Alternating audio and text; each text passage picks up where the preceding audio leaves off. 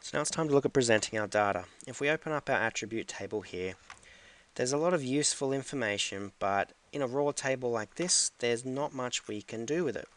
So we can look at creating a few reports and tables and graphs in GIS itself. So we reopen our attribute table, we go to our table options, and we are looking at the Create Graph wizard. If we open that up, we have a few different attributes we can select to create our graph. The value field we're going to be looking at is total employment. The X field we want to look at is total distance, which will be the total meters.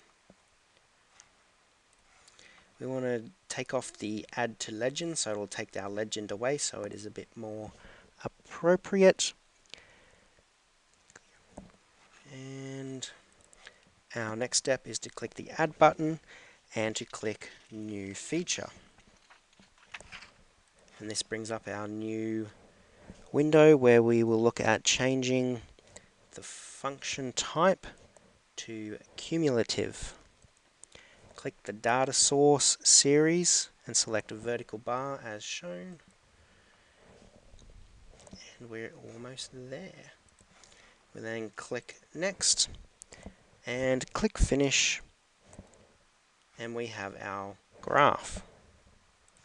At the moment, as that is hard to see, it would be a good idea to resize it so you can answer the questions about the number of employment in Bowen Hills. What this is looking at is your distance from Bowen Hills along the x-axis and the cumulative employment along the y-axis.